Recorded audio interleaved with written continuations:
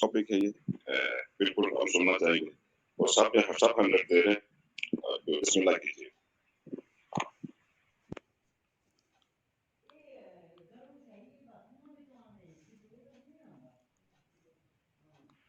السلام علیکم۔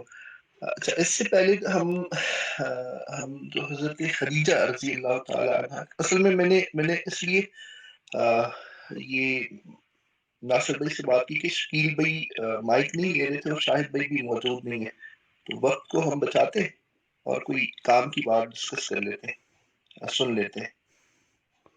ضرور ضرور۔ صحیح ہے، بہت شکریہ ناصر بھائی۔ اچھا جی، اس سے پہلے حضرت خدیجہ رضی اللہ تعالی عنہ کا قصہ پڑھتے ہوئے یا سنتے ہوئے ہم یہاں تک پہنچے تھے کہ اللہ کے نبی علیہ الصلوۃ والسلام پہ اب وحی اتر چکی، اور وحی اترنے کے بعد حضرت محمد رسول اللہ صلی اللہ علیہ وآلہ آلہ وصحبہ وسلم اپنے گھر تشریف لاتے ہیں، اور حضرت خدیجہ رضی اللہ تعالی عنہ بڑی محبت سے آپ کو حوصلہ دیتی ہیں، اور پھر آپ کو اپنے بھائی، اپنے چچا صاحب بھائی حضرت ورقہ بن نوفل کے گھر لے کے جاتی ہیں، جو بہت بوڑھے ہو چکے تھے، اور پھر حضرت ورقہ بن نوفل سے سارا ماجرا بیان کرتی ہیں، اور حضرت ورقہ بن نوفل نابینا بھی ہو چکے تھے، تو وہ آپ صلی اللہ علیہ وسلم سے پوچھتے ہیں کہ آپ کو کیا دکھائی دیتا ہے آپ کو؟ تو اللہ کے نبی علیہ الصلوۃ والسلام نے سارا ماجرا بیان کیا، اور حضرت ورقہ بن نوفل پکار اٹھے کہ یہ تو وہی فرشتہ ہے جو حضرت موسیٰ علیہ السلام کے پاس آیا کرتا تھا۔ تو پھر چونکہ انہوں نے تورات کو پڑھا ہوا تھا اور دین ابراہیمی کو سمجھتے تھے، تو وہ پکار اٹھے اور انہوں نے کہا کہ کاش میں قوی ہوتا اور اس وقت تک زندہ رہتا ہے کہ جب آپ کو آپ کی قوم نکال دے گی یہاں سے۔ تو اللہ کے نبی علیہ الصلوۃ والسلام نے بڑے تعجب سے پوچھا کہ کیا تیری قوم مجھے نکال دے گی جو مجھے صادق الامین کہتی ہے؟ تو انہوں نے کہا ہاں، جو بھی آپ جیسا پیغام لے کے آیا اللہ تعالیٰ کی طرف سے اس سے دشمنی کی گئی، اس سے تکالیف کا سامنا کرنا پڑا۔ تو وہ پھر فرماتے ہیں کہ اگر مجھے آپ کی نبوت کے اعلان کا دن دیکھنا نصیب ہوا تو میں آپ کی بھرپور مدد کروں گا۔ جب یہ ساری باتیں ہو رہی تھی تو حضرت خدیجہ رضی اللہ تعالیٰ عنہ وہیں پہ موجود تھی، اور قدرت آپ کو تیار کر رہی تھی نبی علیہ الصلوۃ والسلام کے لیے آزمائشوں اور قربانیاں دینے کے لیے، کہ آپ اللہ کے نبی علیہ الصلوۃ والسلام کے ساتھ یا ان کے آگے کھڑی ہوں گی۔ تو اب حضرت خدیجہ رضی اللہ تعالیٰ عنہ نے جب یہ واقعہ سنا فوراً سے اسلام قبول کیا۔ یہ یاد رکھنا چاہیے کہ حضرت خدیجہ ہی وہ پہلی خاتون ہے، وہ پہلی مسلمان ہے جو اللہ کے نبی علیہ الصلوۃ والسلام پہ ایمان لے کے آئے، اور آپ کے ساتھ ہی آپ کی چاروں بیٹیوں نے اللہ کے نبی علیہ الصلوۃ والسلام کی نسل میں حضرت خدیجہ کے بطن سے پیدا ہونے والی چاروں بیٹیوں نے بھی اسی وقت اسلام قبول کر لیا۔ میں نے آپ کو چاروں نام بتائے تھے۔ اب یہاں پہ کیا ہوتا ہے کہ جب اللہ کے نبی علیہ الصلوۃ والسلام نے اپنی نبوت، انہیں یہ سمجھ آ گئی کہ اللہ تعالیٰ جو ہے وہ مجھے مبعوث فرما رہے نبوت کے لیے، تو کیا ہوا کہ اب کفار ان کے دشمن ہو گئے، کفار نے آپ پہ حملے کرنے شروع کر دیے، آپ کا مذاق اڑانا شروع کر دیا۔ کوئی کہنے لگا کہ اس کی بات کیا سنو گی، یہ تو جادوگر ہے، یہ تو کاہن ہے، نعوذ باللہ۔ بعض لوگوں نے کہا یہ تو دیوانے ہیں، کسی نے پاگل کہا، کسی نے شاعر ہونے کا الزام لگایا۔ اسی طرح سے اب آپ دیکھیں کہ اگر کسی معزز خاتون کے شوہر کو دیوانہ یا پاگل کہا جائے اور وہ اتنی محبت کرتی ہے اس سے، تو اس پہ کیا گزرے گی؟ جب کفار سارے کے سارے آپ کی تکذیب کر رہے تھے، آپ کو جھٹلا رہے تھے، تو صرف حضرت خدیجہ رضی اللہ تعالیٰ عنہ پہلی واحد اکیلی خاتون تھی کہ جو آپ کی تصدیق کر رہی تھی۔ جب آقا علیہ الصلوۃ والسلام زخمی حالت میں اپنے گھر میں واپس تشریف لاتے، آپ کا جسم پتھروں سے لہو لہان ہوتا کہ پاؤں زخمی ہوتے، تو حضرت خدیجہ آپ کے زخموں پہ مرہم رکھتی ہیں، آپ کے قدموں میں بیٹھ جاتی اور آپ کے چہرے مبارک سے گرد و غبار کو صاف کرتی، آپ کا کرتا مبارک اٹھاتی اور زخموں پر اپنا دوپٹہ پھاڑ پھاڑ کر رکھتی، آپ کے قدموں کو دھوتی اور فرماتی کہ کاللہ واللہ، اللہ کی قسم لا یخزیک اللہ ابدا، میرے سرتاج آپ کو اللہ تو آپ کے ساتھ ہے، اللہ تعالیٰ تو کبھی کبھی آپ کو ذلیل و رسوا نہیں ہونے دے گا. جب اہلیہ گھر میں اتنا ساتھ دیں، اتنا دلاسا دیں، تو آپ اللہ کے نبی علیہ الصلوۃ والسلام اٹھتے اور پھر تلاوت فرماتے فَاسْتَعْ بِمَا تُؤْمَرُ وَأَعْرِضْ عَنِ الْمُشْرِكِينَ. آپ کو جو یہ سورہ حجر کی آیات کہ آپ کو جو حکم ملا ہے آپ سے کھول کے بیان کیجئے اور مشرکین سے رخ پھیر لیجئے. اللہ کے نبی علیہ الصلوۃ والسلام مکہ کے بازاروں میں جاتے، توحید کا پرچم بلند کرتے، آپ پہ تشدد ہوتا تو پھر واپس کر تشریف لاتے. اور آپ کی جو بے ادبی اور بے مروتی کی جاتی، حضرت خدیجہ رضی اللہ تعالیٰ عنہ آپ کو تسلی دیتی. اب کیا ہوتا ہے کہ ایک روز اللہ کے نبی علیہ الصلوۃ والسلام بیت الحرام میں نوافل ادا کرنے، ابو جہل وہاں پہ آیا اور اس کی کچھ رفقا بھی آئے. تو ابو جہل نے کہا کہ کون ہے جو کہ بنو فلاں کی اونٹ کی اجری لائے اور نبی علیہ الصلوۃ والسلام جب سجدے میں جائیں تو ان کی پیٹھ مبارک پہ ڈال دے.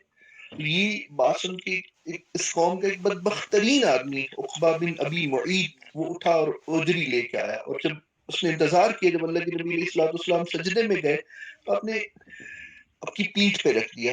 کسی نے اطلاع دی تو حضرت فاطمہ جو بہت چھوٹی تھی اس وقت دوڑتی ہوئی آئی. ان کی کہتے ہیں کہ ان کی عمر محض 4 یا 5 برس تھی. سیدہ فاطمہ رضی اللہ تعالی عنہ وہ آتی ہیں اور آپ کی پیٹھ سے وہ اجری ہٹاتی ہیں. تو توحید کی دعوت پھیلتی جا رہی ہے. سیدہ خدیجہ اپنی اور اپنی اولاد کی تربیت ایسے کر رہی ہے کہ وہ نبوت کی حفاظت کے لیے ان کو تیار کر رہی ہے، اور نبوت کی حفاظت کے لیے پہرہ دار بن کے حضرت اللہ کے نبی علیہ الصلوۃ والسلام کے ساتھ کھڑی ہیں. اب ابو لہب کا گھر جو تھا وہ حضرت خدیجہ کے گھر کے بالکل ساتھ تھا. اس کی بیوی ہم نے سورہ فیل میں ہی پڑھا، ہم نے سورہ ابو لہب سورہ لہب میں یہ پڑھا کہ ان کی بیوی جو تھی ام جمیل وہ اللہ کے نبی علیہ الصلوۃ والسلام سے دشمنی میں بہت بڑی ہوئی تھی. وہ کانٹے چن کے لاتی، اللہ کے نبی علیہ الصلوۃ والسلام کے رستے میں بچھاتی. ابو لہب بھی انتہائی کمینہ تھا اور وہ اللہ کے نبی علیہ الصلوۃ والسلام کے دروازے پہ گندگی ڈال دیتا. تو حضرت خدیجہ کیا کرتی ہیں کہ اللہ کے نبی علیہ الصلوۃ والسلام کے گھر سے نکلنے سے پہلے وہ گندگی صاف کرتی. اور اللہ کے نبی علیہ الصلوۃ والسلام کیسے خوبصورت اور کیسے عمدہ ترین انسان تھے کہ وہ ابو لہب کو کچھ نہیں کہتے اور فقط اتنی بات کہتے کہ اے بنو عبد المطلب، اے حضرت عبد المطلب کے بیٹے، یہ کیسی ہمسائیگی ہے؟ کیا ہمسائے ایسے ہوتے ہیں؟ تو بالکل انتہائی شائستگی سے اس کی ان چیزوں کا ان ظلم کا وہ جواب دیتے، لیکن ہمسائیگی کے تمام حقوق کا خیال رکھتے. ان حالات میں حضرت خدیجہ جو ہے کہ وہ کبھی آپ کے لیے کھانے بنا رہی ہیں، کبھی آپ کی خدمت میں پیش کر رہی ہیں. ایک مرتبہ حضرت خدیجہ رضی اللہ تعالیٰ عنہ سالن لے کے آپ کی طرف آ رہی ہے. اب وہ اللہ کے نبی علیہ الصلوۃ والسلام کی طرف بڑھ رہی ہیں، اس سے پہلے حضرت جبرائیل اللہ کے نبی علیہ الصلوۃ والسلام کے پاس تشریف لاتے ہیں اور کہتے ہیں کہ اے اللہ کے رسول، یہ حضرت خدیجہ جو آپ کے پاس سالن لے کے آ رہی ہے نا، جب وہ آپ کے پاس آئیں تو ان سے کہیں کہ اللہ تعالیٰ نے آپ کو سلام بھیجا ہے اور میری طرف سے بھی انہیں سلام عرض کر دیں. تو اسی نسبت سے نا حضرت خدیجہ رضی اللہ تعالیٰ عنہ کو ہم رضی اللہ تعالیٰ عنہ کے ساتھ سلام اللہ علیہ بھی کہہ سکتے ہیں، کیونکہ اللہ تعالیٰ نے خود سلام بھیجا ہے. یہ بہت بڑا مقام ہے. اور حضرت جبرائیل بھی آپ کو کہتے ہیں، اللہ کے نبی سے کہتے ہیں کہ جب آپ کے پاس تشریف لے کے آئے تو انہیں کیا کرے کہ انہیں میری طرف سے بھی سلام عرض کرے. یہ وہ نسبت ہے جس نسبت سے سیدہ خدیجہ رضی اللہ تعالیٰ عنہ کو ہم سلام اللہ علیہ بھی کہہ سکتے ہیں کہ اللہ تعالیٰ نے آپ پہ سلامتی کی. تو اتنی محبت اور اتنا بڑا مقام کی اب کفار کی اب دیکھیں گے سیدہ خدیجہ نے کتنی تکلیفیں سہی ہیں اللہ کے نبی علیہ الصلوۃ والسلام کی، یا نبوت کی حفاظت کے لیے، نبوت کی رکھوالی کے لیے، جو اللہ تعالیٰ نے انہیں معمور کیا تھا کہ نبوت کی خدمت کے لیے، کہ اللہ کے نبی علیہ الصلوۃ والسلام نبی تھے اور آپ کو کتنی محبت اور کتنی چاہت سے آپ کی خدمت کر رہے ہیں. اب دیکھتے ہیں کہ حضرت زینب جن کا نکاح بھی ہو چکا، یہ پچھلے ایپیسوڈ میں ہم نے یہ بات کی تھی کہ ان کا نکاح ہو چکا اور رخصتی ہو چکی. کس کے ساتھ ان کا نکاح کیا؟ ان کی بہن جو تھی ام حالہ، انہوں نے رشتہ مانگا تھا. ان کے بیٹے جو بڑے ہی، اگرچہ انہوں نے بہت بعد میں جا کے اسلام قبول کیا، لیکن انہیں بڑی شدید محبت تھی حضرت رقیہ کے ساتھ، جو کہ اللہ کے نبی علیہ الصلوۃ والسلام کی حضرت زینب کے ساتھ. حضرت زینب جو کہ اللہ کے نبی علیہ الصلوۃ والسلام کی سب سے بڑی بیٹی تھی.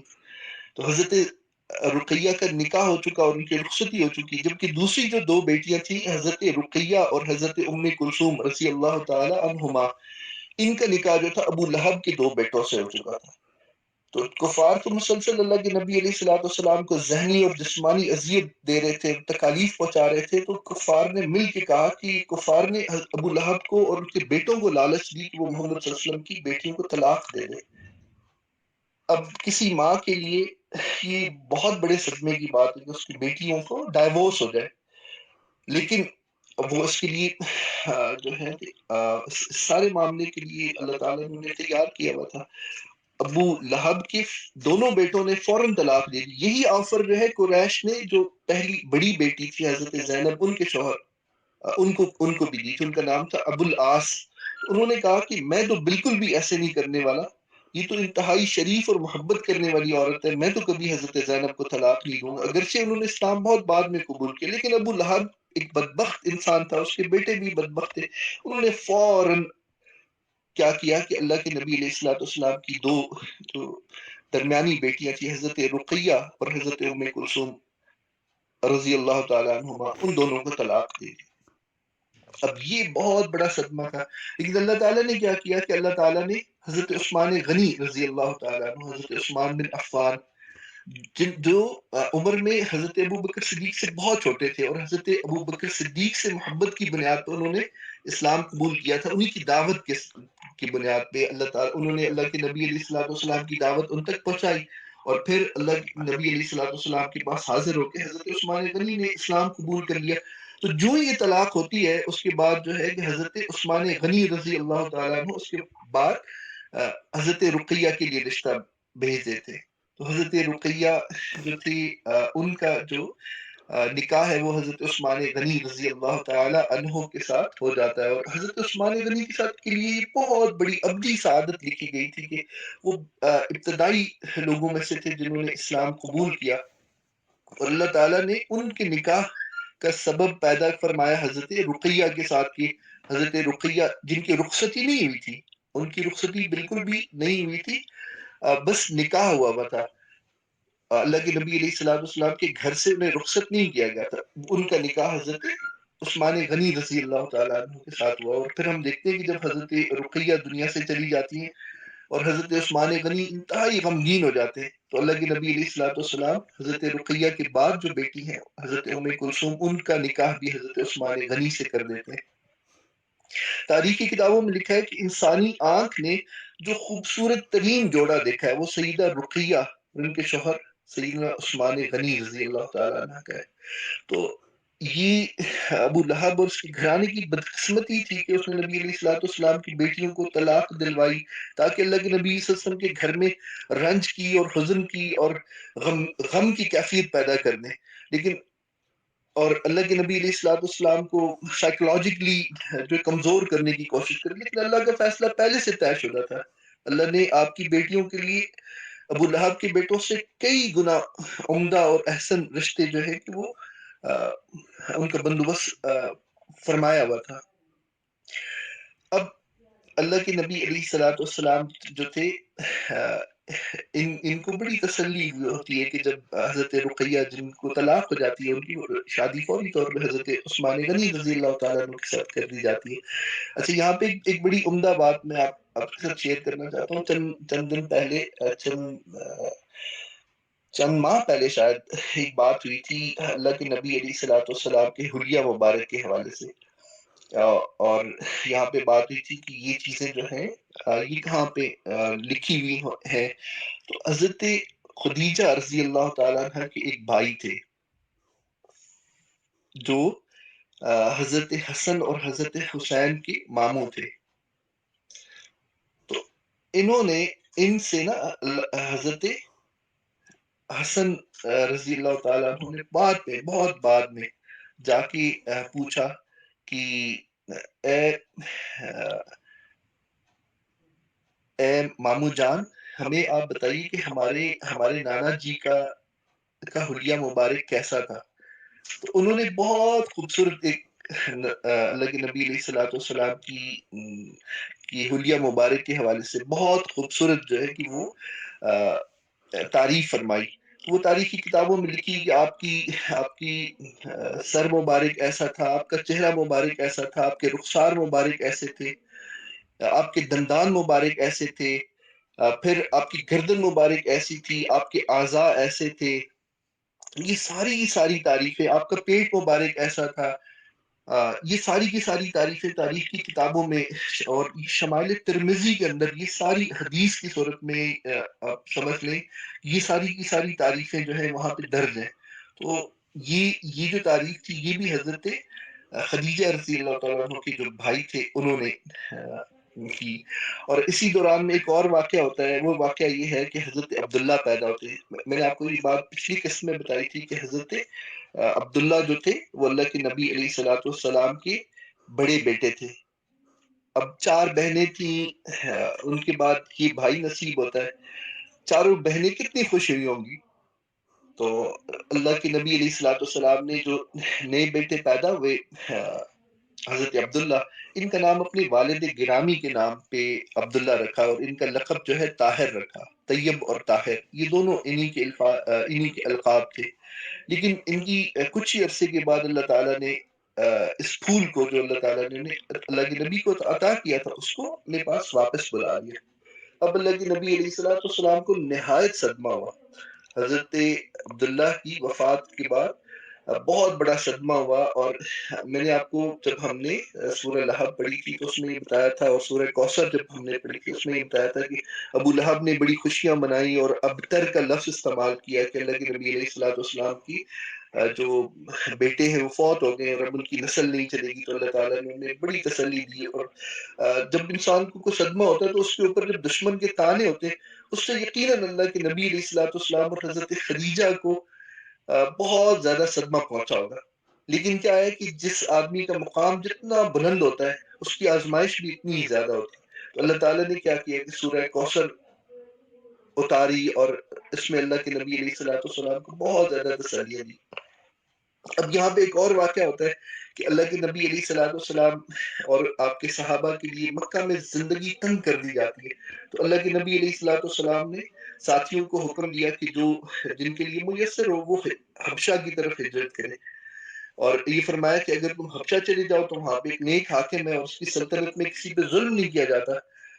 تو جب ہجرت شروع ہوئی تو آپ اور آپ کے اہل خانہ نے دیکھا کہ صحابہ کرام بے گھر ہو رہے ہیں. ہجرتوں کے غم بہت بڑے ہوتے ہیں.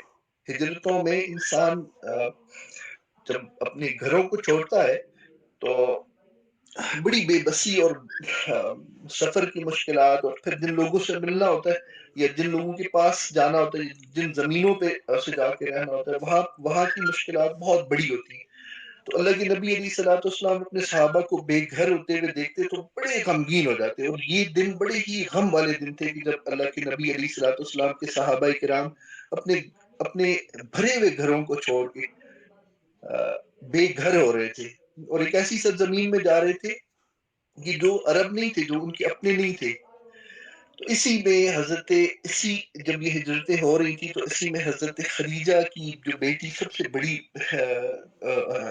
دوسرے نمبر پہ جو بیٹی تھی حضرت رقیہ اور حضرت عثمان غنی کو بھی اللہ کے نبی علیہ الصلوۃ والسلام نے کہا کہ آپ الوداع ہوں. تو ایک ماں کے لیے بڑی ہی مشکل وقت ہوتا ہے کہ جب اس کی بیٹی جو ہے کہ وہ اس سے دور جا رہی ہوتی. حضرت عثمان غنی اور حضرت رقیہ یہ کپل جو تھا یہ 5 نوی کو حبشہ میں پہنچا. اور اس وقت میں حضرت رقیہ کی عمر کو بہت زیادہ عمر نہیں تھی. تو اللہ کے نبی علیہ الصلوۃ والسلام اور ان کی محبوب زوجہ جو تھی انہیں اس دین کے لیے اپنی بیٹی کی جدائی کا غم بھی سہنا پڑا. اور حضرت خدیجہ رضی اللہ تعالیٰ نے ہر غم کو جو ہے کہ وہ اس کے سامنے سر تسلیم خم کر لیا، کیونکہ وہ جو کچھ کر رہی تھی وہ فقط اس اسلام کے لیے اور اللہ تعالیٰ کی طرف سے جو نبوت اللہ کے نبی علیہ الصلوۃ والسلام پہ اتاری گئی تھی اس کی حفاظت کے لیے وہ ساری تکالیف جھیل رہی تھی. یہ ساری چیزیں آج ہم جب سنتے ہیں تو بڑی آسان لگتی ہیں، چونکہ ہم صرف پڑھ رہے ہوتے ہیں اپنے نرم گرم بستروں میں بیٹھ کے، اپنے کوزی قسم کی انوائرمنٹس کے اندر بیٹھ کے یہ کر رہے ہوتے ہیں، لیکن جن ہستیوں پہ، جن انسانی جسموں پہ یہ اتنے بڑے پہاڑوں جیسے غم گزرے ہیں، انہوں نے کتنے صبر اور کتنے حوصلے کے ساتھ یہ ساری چیزیں برداشت کی. اور ان تمام برداشت کرنے والوں میں جو بہت بڑا، سب سے بڑا مقام ہے، وہ سیدہ خدیجہ رضی اللہ تعالیٰ عنہ، کہ جنہوں نے اپنی ساری اسلام لانے کے بعد، اللہ کے نبی علیہ الصلوۃ والسلام کی نبوت کے اعلان کرنے کے بعد کی ساری زندگی میں غم ہی غم دیکھے. جو خوشی دیکھی، اس خوشی کے بعد بھی ان کے اوپر غم آیا، لیکن انہوں نے انتہائی صبر کے ساتھ نبی علیہ الصلوۃ والسلام کو حوصلہ دیتے ہوئے سارے کے سارے غم جو ہے کہ وہ برداشت کیے اور اپنے غموں کو چھپایا اللہ کے نبی علیہ الصلوۃ والسلام کے سامنے. ایک دن ایسا ہوتا ہے کہ قریش کا، اسی سارے عرصے کے دوران قریش کا ایک وفد حضرت ابو طالب کے پاس جاتا ہے. ان کے ہمراہ حضرت خالد بن ولید کا بڑا بھائی، جسے عمارہ بن ولید کہا جاتا ہے. حضرت خالد بن ولید رضی اللہ تعالیٰ عنہ کا بڑا بھائی تھا، اور یہ عرب کے خوبصورت ترین جوانوں میں سے تھا. تاریخی کتابوں میں لکھا ہے کہ پورے مکہ میں ایسا کوئی خوبصورت لڑکا نہیں تھا. تو یہ وقت حضرت ابو طالب کے پاس گیا اور ان سے جا کے کہنے لگا، دیکھیں ہم عمارہ کو لے کے آئے آپ کے پاس، یہ قریش کا سب سے خوبصورت اور بانکا جوان ہے، ہم یہ آپ کو دے دیتے ہیں، اس کی دیت، اس کی نصرت کے آپ حقدار ہوں گے، آپ اسے اپنا بیٹا بنا لیں، اور اس کے بدلے میں کیا کریں کہ اپنے بھتیجے حضرت محمد رسول اللہ صلی اللہ علیہ وسلم کو ہمارے سپورٹ کر دیں. اس نے آپ کے اور آپ کے باپ دادا کے دین کی مخالفت کی ہے، اور اس ناقابل معافی جرم کی سزا یہ ہوگی کہ ہم اسے قتل کر دیں گے. اگر آپ کو بیٹے کی ضرورت ہے تو ہم یہ بیٹا عمارہ جو ہے یہ آپ کے حوالے کرتے ہیں. حضرت ابو طالب، ہم نے پڑھا نا، یہ جو آج سورہ بقرہ ہم نے پڑھی، اس سورہ بقرہ میں جب بنی اسرائیل اور ان کی حضرت یعقوب جو ہے وہ پوچھ رہے اپنے بیٹوں سے، تو انہوں نے جس انداز میں کہا نا، آپ اور آپ کے اجداد، یعنی کہ حضرت اسماعیل علیہ السلام والسلام جو تھے وہ بھی ان کے اجداد میں، ان کو وہ اگرچہ چچا تھے، حضرت اسماعیل علیہ السلام والسلام بنی یعقوب، جو حضرت یعقوب کے بیٹے تھے یا ان کی اولادیں تھیں، ان کی رشتے میں چچا لگتے تھے، لیکن انہوں نے کس انداز میں کہا کہ آپ اور آپ کے اجداد، یعنی کہ عرب کے اندر یہ رواج تھا کہ والد کو، چچا کو والد ہی سمجھا جاتا تھا. جیسے ہمارے ہاں کہتے ہیں نا ماسی جو ہوتی ہے، خالہ جان جو ہوتی ہے، ان کو ماں ہی سمجھا جاتا ہے، تو چچا کو باپ ہی سمجھا جاتا ہے. تو حضرت ابو طالب جو تھے وہ اللہ کے نبی علیہ الصلوۃ والسلام کے والد نما چچا تھے، کہ جنہوں نے اپنے بیٹوں سے بڑھ کے اللہ کے نبی علیہ الصلوۃ والسلام کا خیال رکھا. تو حضرت ابو طالب کا خون کھولنے لگا. انہوں نے اس وقت کو بڑی حقارت سے دیکھا اور انہوں نے کہا کہ افسوس، کتنا غلط اور برا سودا کرنے تم میرے پاس آئے ہو.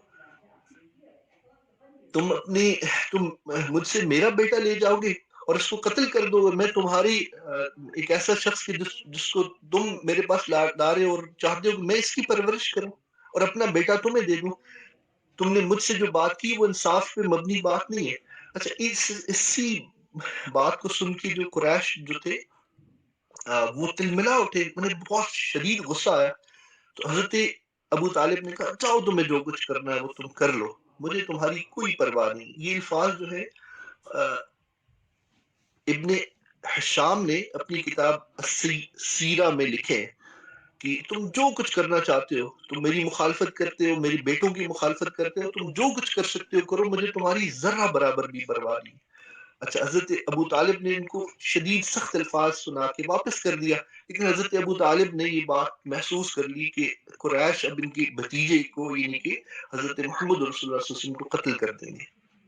ان حالات میں کیا کیا انہوں نے کہ اپنے جد امجد عبد مناف، میں نے بڑی ڈیٹیل میں آپ کو یہ سارا فیملی ٹری اللہ کے نبی علیہ الصلوۃ والسلام کو بتایا. تو ان سے کے وجود میں آنے والے دو بڑے خاندان، بنو ہاشم اور ایک دوسرے خاندان کو بنو عبد المطلب، ان دونوں کو انہوں نے جمع کیا. انہیں دعوت دی کہ یہ جو قریش ہیں، قریش کے جو باقی قبائل ہیں، یہ میرے بھتیجے کو، یعنی میرے بیٹے کو مارنا چاہتے ہیں.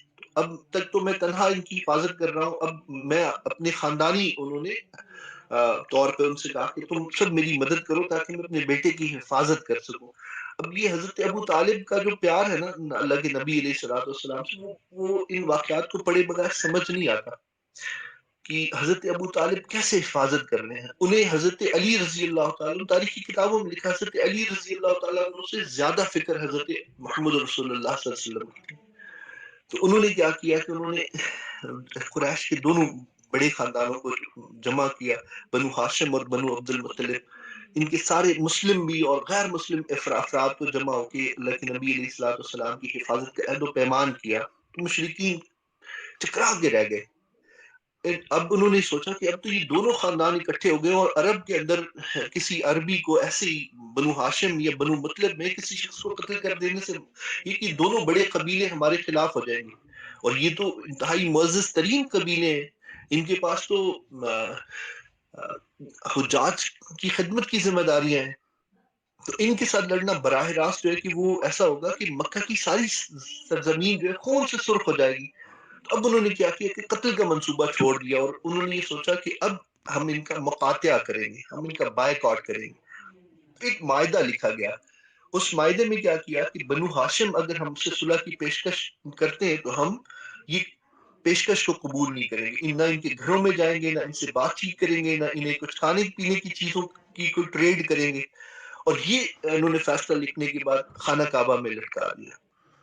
اب کیا ہوا کہ جب یہ ایک کمپلیٹ سوشل بائیکاٹ اللہ کے نبی علیہ الصلوۃ والسلام کے خاندان کا کر دیا، تو کیا ہوا کہ حضرت ابو طالب جو تھے اپنے خاندان کے افراد کو لے کے شیب ابی طالب میں آ گئے. اس کو شیب بنی ہاشم بھی کہا جاتا ہے. یہ بنیادی طور پہ ایک پہاڑی درہ تھا، ایک پاس تھا جس کو جو بنی ہاشم کی موروثی زمین تھی. تو اللہ کے نبی علیہ الصلوۃ والسلام آپ کے گھر میں چاروں آپ کے بچے، آپ کی فیملی ساری کی ساری، حضرت علی رضی اللہ تعالیٰ عنہ، آپ کے بھائی اور حضرت ابو طالب، یہ سارے جو تھے وہاں پہ منتقل ہو گئے. اور بنو ہاشم کے بہت سارے جو لوگ تھے وہ یہاں پہ منتقل ہو گئے. اب یہ وہ وقت ہے جس وقت میں ایک شہزادی، ایک ملکہ، ایک رائل فیملی کی عورت جس نے ساری عمر، جن کے والد ایک بہت بڑے تاجر تھے، جن کے دونوں پہلے شوہر بہت بڑے تاجر تھے، جن کے پاس اپنی بہت زیادہ دولت تھی اور انہوں نے وہ دولت اسلام کے لیے استعمال کی، اور جن کے ہاں نوکر چاکر تھے، جن کے ہاں کنیزیں تھیں، جن کے ہاں زندگی کی ہر آسائش تھی. اب اس شہزادی کو اٹھا کے ایک بیابان جگہ میں خاندان بے گھر کر کے وہاں پہ جا کے بس جاتی ہے، کہ جہاں پہ گھاٹیاں ہیں، جہاں پہ جھاڑیاں ہیں، جہاں پہ زندگی انتہائی مشکل ہے. ایک ایسی خاتون جس نے جوانی نہایت ٹھاٹ باٹ سے گزاری ہو، اس کے لیے کتنی مشکل ہوگی کہ اپنی ساری آسائشیں چھوڑ کے ایک ایسی جگہ میں جائے.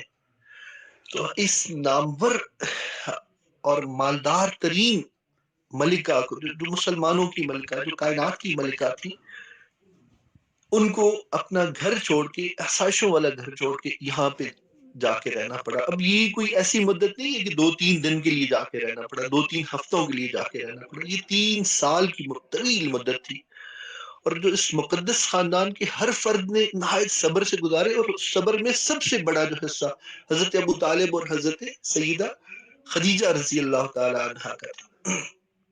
حضرت خدیجہ کے چند قریبی رشتہ داروں نے فوری طور پہ اسلام قبول نہیں کیا تھا. مثلا خاندان میں کچھ ایسے لوگ موجود تھے جیسے حکیم بن حزام بن خویلد، یہ موجود تھے، لیکن یہ ان کی پھپھی تھی، ان کے بھتیجے لگتے تھے حضرت خدیجہ رضی اللہ تعالیٰ عنہ کی. وہ ان سے شدید محبت رکھتے تھے اپنی پھپھی جان سے. تو وہ کیا کرتے کہ تمام رکاوٹوں اور پابندیوں کو رات کے اندھیروں میں توڑ کے آتے اور اپنی پھپھی جان کی جو عرب کے لوگوں کو، عرب کی یتیموں کو، عرب کی مسکینوں کو، عرب کی بے سر و سامان مسافروں کو جو اناج بانٹا کرتی تھی، آج وہ اناج کے لیے محتاج تھی. تو حضرت حکیم بن حزام کیا کرتے تھے کہ یہ وہاں پہ اناج، غلہ یا کوئی کھانے کی چیز جو تھی جو وہاں پہ میسر نہیں تھی. اب وہاں پہ جو مفسرین نے یا تاریخ دانوں نے وہ کیفیات لکھی ہیں شیب ابی طالب کی، وہ ایسی کیفیات ہیں کہ جب انسان انہیں پڑھتا ہے تو آنکھوں سے آنسو رواں ہوتے ہیں. کہ ہاشمیوں کے بچے جو ننھے مننے بچے جو تھے بھوک سے بلبلاتے تھے، ان کی آوازیں باہر دور دور تک سنائی دیتی تھی، اور ان کی آوازیں سن کے مشرکین مکہ کے سنگ دل لوگ خوش ہوا کرتے تھے. اچھا، یہ جو معاہدہ لکھا گیا تھا نا، جس کو میں نے آپ کو بتایا کہ یہ جو معاہدہ کفار نے لکھا، جب انہیں یہ محسوس ہو گیا کہ اب یہ ہم اللہ کے نبی علیہ الصلوۃ والسلام کو براہ راست نعوذ باللہ قتل نہیں کر سکتے، تو انہوں نے ایک معاہدہ لکھا. اس معاہدے کو لکھنے والے ایک شخص کا نام بغیر بن عامر تھا.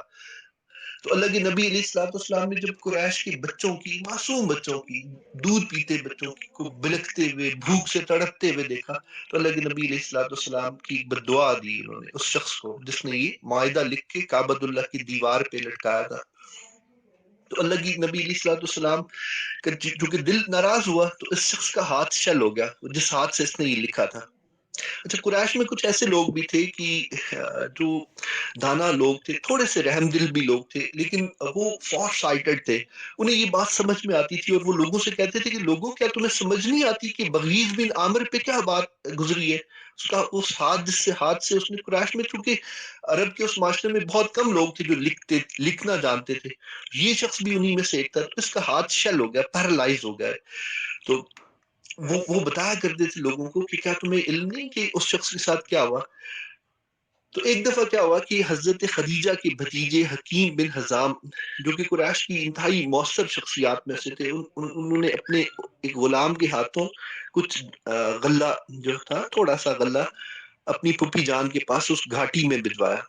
یہ گھاٹی ایک درے کی طرح، مجھے اگر کہیں سے کوئی تصویر ملی اس کی تو میں آپ کو، پرانی کوئی اگر نیٹ پہ ہوئی تو میں اس میں شیئر کروں گا آپ کے ساتھ. آپ دیکھیے گا کہ یہ اس دور میں کتنی ڈیفیکلٹ پلیس ہوگی انوائرمنٹ کے اعتبار سے، کہ جہاں پہ یہ خاندان، یہ مقدس ترین خاندان جہاں پہ رہ رہا تھا.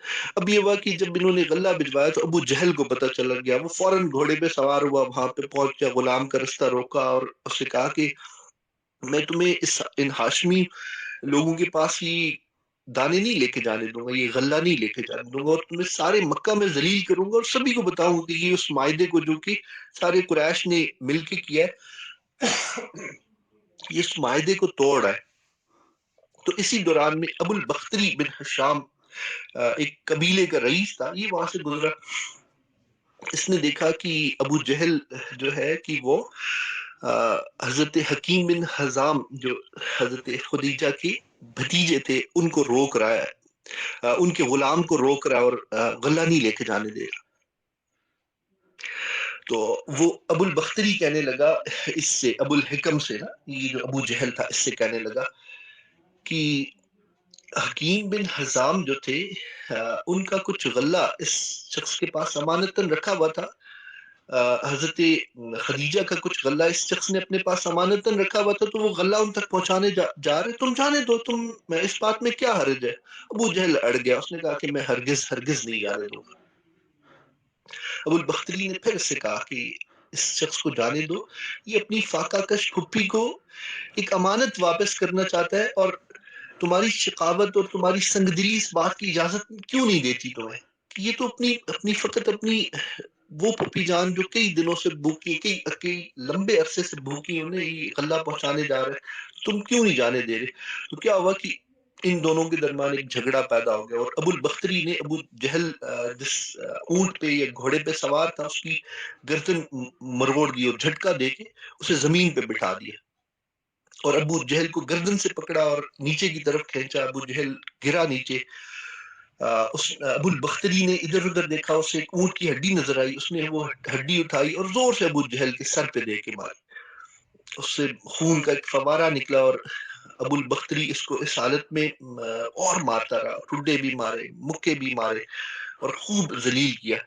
اس طرح سے کیا ہوا کہ وہ تھوڑا سا اناج جو کہ یہ حکیم بن حزام نے اپنے غلام کے ہاتھ بھجوایا تھا، وہ حضرت خدیجہ رضی اللہ تعالیٰ عنہ کو پہنچ گیا، اور حضرت خدیجہ نے وہ جو اناج تھا وہ مکہ کی ان عورتوں کو جن کے بچے دودھ کے لیے ترس رہے تھے، انہیں وہ تھوڑا سا غلہ جو تھا یا اناج جو تھا وہ پہنچایا.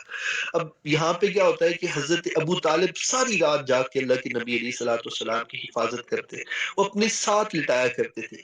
حالانکہ اللہ کے نبی علیہ الصلوۃ والسلام جو تھے وہ شادی شدہ تھے، تو وہ اپنے ساتھ انہیں لٹایا کرتے. والد جو تھے چچا جان، وہ اپنے ساتھ لٹایا کرتے تھے، اور ایک طرف حضرت علی رضی اللہ تعالیٰ عنہ لیٹے ہوتے تھے، ایک طرف حضرت اللہ کے نبی علیہ الصلوۃ والسلام لیٹے ہوتے. تو رات کو اٹھ کے حضرت علی کی کو کی جگہ تبدیل کر دیتے، اور جہاں پہ اللہ کے نبی صلی اللہ علیہ وسلم رات کو سوتے اس جگہ سے اٹھا کے حضرت علی کو ادھر لٹا دیتے، تاکہ جب کفار آئے اور اگر وہ حملہ کرے تو علی پہ حملہ کرے رضی اللہ تعالیٰ عنہ، اور اللہ کے نبی علیہ الصلوۃ والسلام کو نقصان نہ پہنچے۔ تو یہ وہ محبت ہے کہ جو محبت جس شفقت اور مہربانی کے ساتھ شفیق باپ کی طرح، ایک مہربان باپ کی طرح اللہ کے نبی علیہ الصلوۃ والسلام کا خیال رکھ رہے تھے۔ اچھا، یہ جب یہ سارا عرصہ گزر چکا تھا، ہو رہا تھا، جب یہ سارے واقعات درپیش تھے، جن واقعات کے اندر شیب ابی طالب کے 3 سال جو انتہائی ٹف کنڈیشنز میں اللہ کے نبی علیہ السلام اور حضرت خدیجہ گزار رہی تھی، تو اس وقت حضرت خدیجہ کی عمر تقریباً 65 ایئرز تک پہنچ چکی تھی۔ یہ اندازہ کیجیے کہ اس ایج کے اندر حضرت خدیجہ نے اس ایج کے اندر کتنی مشکلات جو تھیں وہ سہی لی۔ اب 3 سال کا طویل عرصہ ہے، 3 سال، 3 consecutive years، 365 multiplied by 3، اتنے دنوں تک اللہ کے نبی علیہ الصلوۃ والسلام کو نہایت ہی کم کھانا ملا، حضرت خدیجہ کو اس حالت میں نہایت ہی کم کھانے کو ملا، نہایت ہی کم سونے کو ملا۔ وہ جو آرام دہ بستر جن کی انہیں زندگی بھر عادت تھی، وہ 3 سال میں کوئی انہیں میسر نہیں تھی، لیکن نہایت ہی صبر سے، نہایت ہی شکر کے ساتھ اللہ کے نبی علیہ الصلوۃ والسلام کی حفاظت کرتی، آپ کو تسلی دیتی، آپ کا حوصلہ بڑھاتی۔ لیکن فزیکلی اللہ کی حضرت خدیجہ جو ہے وہ ویک ہوتی گئی، اور جو ہی یہ بائیکاٹ ختم ہوا تو اس بائیکاٹ سے نکلنے کے فوراً بعد ہی چند دنوں کے اندر، یہ چند ماہ کے اندر، حضرت خدیجہ بھی اور حضرت خدیجہ رضی اللہ تعالیٰ عنہا اور حضرت ابو طالب، یہ دونوں اس دنیا سے رخصت ہو جاتے ہیں۔ حضرت امام ابن کثیر لکھتے ہیں کہ حضرت خدیجہ کی وفات حضرت ابو طالب کی وفات کے 3 دن کے بعد ہوئی۔ بعض لوگوں نے اس سے مختلف بھی لکھا ہے، مگر یہ بات طے ہے کہ دونوں کی وفات یکے بعد دیگرے ہوئی، اور حضرت سیدہ خدیجہ رضی اللہ تعالی عنہ سلام اللہ علیہا، ان کی وفات کی رمضان المبارک 10 نبوی کو ہوئی۔ اللہ کے نبی علیہ الصلوۃ والسلام خود قبر مبارک میں اترے اور اپنے ہاتھوں سے ان کو دفن کیا۔ ان کی بھتیجے جو تھے حضرت حکیم بن حزام، جو آپ کے پاس غلہ بھجوایا کرتے تھے راتوں کو چھپ کے اور غفار کو ڈاج کرتے ہوئے آپ تک پہنچا کرتے تھے، وہ بھی آپ کی تدفین میں شامل ہوئے۔ جس طرح سے اللہ کے نبی علیہ الصلوۃ والسلام کا دفاع حضرت خدیجہ اور حضرت ابو طالب نے کیا، آپ سے بے انتہا محبت، عزت، احترام، اللہ کے نبی علیہ الصلوۃ والسلام کو نہایت سکون پہنچانے والی یہ جو خاتون تھی، ان کی وفات نماز کے فرض ہونے سے پہلے ہی ہو چکی تھی، تاریخی کتابوں میں یہ لکھا ہے۔ یہ جو واقعہ تھا، اس سال کو اللہ کے نبی علیہ الصلوۃ والسلام نے عام الحزن کا سال کا، عام الحزن کا سال کا، غم کا سال، کیونکہ اس سال میں آپ کے والد جیسے چچا جان حضرت ابو طالب اس دنیا سے چلے گئے، حضرت خدیجہ رضی اللہ تعالی عنہ سلام اللہ علیہا یہ بھی اس دنیا سے چلے گی۔ یہ اللہ کے نبی علیہ الصلوۃ والسلام کے ہر آڑے وقت میں آپ کے لیے ایک ڈھال کی طرح آپ کے سامنے کھڑے تھے۔ ان دونوں کی وفات ہوئی اور یہ دیواریں منہدم ہو گئی۔ اللہ کے نبی علیہ الصلوۃ والسلام کے دل پہ حضرت خدیجہ کی جدائی اور حضرت ابو طالب کی جدائی سے بہت غم پہنچا۔ اب اس کے بعد یہ ہوا کہ دشمنوں کے لیے رستہ صاف ہو گیا۔ اب اللہ کے نبی علیہ الصلوۃ والسلام پہ کوئی پتھر برساتا تو آپ کے زخم صاف کرنے والی خدیجہ وہاں پہ موجود نہیں تھی۔ اس لیے تاریخ دانوں نے اس سال کو عام الحزن لکھا ہے۔ میں نے مختصر کوشش کی کہ حضرت خدیجہ رضی اللہ تعالیٰ عنہ کی زندگی کے چند چیدہ واقعات جو ہیں کہ وہ آپ کے سامنے آپ کو بتاؤں۔ اس میں پرپس یہ ہے کہ حضرت خدیجہ رضی اللہ تعالی عنہ کی زندگی ایک ایسی خاتون کی زندگی ہے کہ جس کو اللہ تعالیٰ نے، جن کی ذات مبارکہ کو اللہ تعالیٰ نے نبی علیہ الصلوۃ والسلام کے ساتھ کے لیے اور ان دنوں کے ساتھ کے لیے جو مکی دور کا ساتھ ہے اس کے لیے چنا تھا۔ یہ خاتون بہت عالی مرتبت خاتون تھی۔ ان کو عرب میں نبوت سے بہت پہلے بھی نہایت ہی عالمہ، فاضلہ، طیبہ، طاہرہ کے نام سے جانا جاتا تھا۔ ملکۃ العرب کہا جاتا تھا. انہیں اللہ کے نبی علیہ الصلوۃ والسلام نے خوشخبری دی تھی اور اللہ تعالیٰ نے حضرت جبرائیل کو بھیجا تھا. انہوں نے کبھی اللہ کے نبی علیہ الصلوۃ والسلام نے کے سامنے کبھی بلند آواز میں گفتگو نہ کی. آپ نہایت ہی ادب سے اور نہایت ہی خاموشی کے ساتھ اللہ کے نبی علیہ الصلوۃ والسلام کے سامنے حاضر ہوتی تھی. اللہ کے نبی علیہ الصلوۃ والسلام نے جنت میں ایک ایسے خولدار موتی کے محل کی بشارت سنائی. چونکہ ان کی اپنی عادت میں نہایت ہی خاموش رہنا تھا، تو ان کو ایک ایسے محل کی خوشخبری سنائی ہے کہ جس میں شور و غل نہیں ہوگا اور کبھی تھکن نہیں ہوگی. جب بھی اللہ کے نبی علیہ الصلوۃ والسلام کے ساتھ کوئی شخص یا کوئی فرد سختی کے ساتھ پیش آتا تو حضرت خدیجہ تڑپ اٹھتی تھی. یہ جو دین ہم تک پہنچا ہے، اس دین کو ہم تک پہنچانے میں حضرت خدیجہ رضی اللہ تعالیٰ عنہ نے اللہ کے نبی پہنچانے میں اللہ کے نبی علیہ الصلوۃ والسلام کی بہت زیادہ مدد فرمائی ہے. تو حضرت خدیجہ کا تذکرہ کرنا، حضرت خدیجہ کے تذکرے کو اپنی اولادوں کو بتانا، یہ بہت بہت آج کے وقت کی بہت اشد ضرورت ہے. اللہ کے نبی علیہ الصلوۃ والسلام نے حضرت عائشہ جو کہ آپ کی محبوب ترین ازواج میں سے تھی، انہیں یہ فرمایا تھا کہ عائشہ، مجھے خدیجہ سے بہتر عورت نہیں ملی. جب لوگوں نے میری نبوت کا انکار کیا تو اس نے صدق دل سے اقرار کیا. تو اللہ کے نبی علیہ الصلوۃ والسلام پہ جو احسانات حضرت خدیجہ کے ہیں، یہ بہت ضروری ہے، بہت ضروری ہے کہ ہم ان کو، اپنے بچوں کو، اپنی بیٹیوں کو خاص طور پہ یہ بات بتائیں. اللہ کے نبی علیہ الصلوۃ والسلام کو جو حضرت خدیجہ سے محبت تھی، اس کا اندازہ لگائیں کہ حضرت ام المومنین سیدہ عائشہ رضی اللہ تعالیٰ عنہ فرماتی ہیں کہ حضرت خدیجہ کی جو بہن سیدہ حالہ بنت خویلد، جن کے بیٹے سے آپ کی بڑی بیٹی کی شادی، جنہوں نے رشتہ مانگا تھا، تو وہ اللہ کے نبی علیہ الصلوۃ والسلام کے پاس آئیں. تو اللہ کے نبی علیہ الصلوۃ والسلام نے جب انہوں نے اجازت مانگی تو ان کی اجازت مانگنے کا انداز اپنی بہن والا تھا.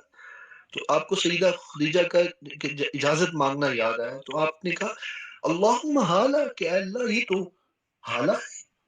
اور پھر آپ نے ان کو اندر آنے کی اجازت عطا فرمائی. تو اللہ کے نبی علیہ الصلوۃ والسلام نے غزوہ بدر کے قیدی جب آئے نا، تو ان میں حضرت ابو العاص بھی موجود تھے. حضرت ابو العاص وہ شخصیت ہے کہ جو آپ کی بڑی بیٹی حضرت زینب سے جن کی شادی ہوئی تھی. تو حضرت زینب نے کیا کیا کہ حضرت زینب تو ہجرت کر کے پہلے ہی آ چکی تھی مدینہ میں. تو حضرت زینب نے اپنے شوہر کو چھڑانے کے لیے فدیے میں ایک ہار بھیجا، جو ہار سیدہ خدیجہ رضی اللہ تعالیٰ عنہ نے آپ کو رخصتی کے موقع پر دیا تھا. اللہ کے نبی صلی اللہ علیہ وسلم نے اس کو دیکھا اور اپنی جانثار بیوی حضرت خدیجہ کو یاد فرمایا. آپ کی آنکھوں سے آنسو بہنے لگے. یہ بڑا ایک عجیب واقعہ ہے کہ آپ نے صحابہ سے فرمایا کہ اگر مناسب ہو تو زینب کا ہار واپس کر دو اور اس کے قیدی بھی چھوڑ دو. تو یہ محبت تھی کہ وہ ہار جو حضرت خدیجہ پہنا کرتی تھی، اللہ کے نبی صلی اللہ علیہ وسلم کو کتنا پیارا تھا. یہ سارے واقعات ہمیں اپنی بیٹیوں کو، اپنے بیٹوں کو، اپنی اولادوں کو حضرت خدیجہ رضی اللہ تعالیٰ عنہ کی شان مبارکہ جو ہے اس کے حوالے سے بتانے چاہیے. حضرت عائشہ سے روایت ہے کہ ایک موقع پہ اللہ کے رسول صلی اللہ علیہ وسلم سے انہوں نے یہ کہہ دیا کہ دنیا میں حضرت خدیجہ کے سوا کوئی عورت تھی نہیں. تو اللہ کے نبی صلی اللہ علیہ وسلم نے فرمایا وہ تو ان خوبیوں کی مالک تھی اور ان سے ہی میری ساری اولاد تھی. اللہ کے نبی علیہ السلام نے ارشاد فرمایا کہ مردوں میں سے بہت سے لوگ کمال درجے کو پہنچے، لیکن عورتوں میں سے صرف 3 ایسی عورتیں ہیں جو کہ کمال کو پہنچی. ان میں حضرت مریم علیہ السلام جو حضرت عیسیٰ علیہ السلام کی والدہ ہے، حضرت آسیہ جو کہ فرعون کی بیوی تھی، وہی فرعون جو حضرت موسیٰ علیہ السلام کو دشمن بنا اور اللہ نے اسے غرق کیا. اور تیسری عورت کے متعلق فرمایا کہ وہ حضرت خدیجہ بن خویلد تھی. اور فرمایا کہ حضرت عائشہ کی فضیلت دوسری عورتوں پر ایسی ہے جیسے سرید کی تمام دوسرے کھانوں پہ. تو آج کا انشاءاللہ جو حضرت خدیجہ کا ٹاپک تھا، میں نے اس میں سے چیدہ واقعات دیے اور آپ کے سامنے عرض کی. یہ بہت لمبا ٹاپک ہے، ہم اس کے اوپر اور بھی اقساط کر سکتے ہیں، لیکن کیونکہ یہ بہت لمبا ہو چکا ہے اور اس میں بہت سا گیپ آ رہا تھا، تو آج انشاءاللہ یہ جو قصہ ہے حضرت خدیجہ رضی اللہ تعالیٰ عنہ کا، یہ ختم ہوتا ہے. لیکن اس سارے قصے کو سنانے میں مقصد یہ ہے کہ جو ساری خواتین یہاں موجود ہیں، جو بہنیں مائیں یہاں موجود ہیں، وہ اپنے بچوں کو یہ واقعات سنائیں. ان واقعات سے بچوں کی تربیت کریں، اپنی بیٹیوں کی خاص طور پہ، تاکہ امت مسلمہ وہی عروج حاصل کرے جو عروج سیدہ خدیجہ نے اپنی اولاد کی تربیت کر کے اور ان کی تربیت کے اوپر چلتے ہوئے امت کی باقی ماؤں نے اپنی اولادوں کی تربیت کی اور اسلام نے ایک عظیم دور دیکھا. السلام علیکم ورحمۃ اللہ.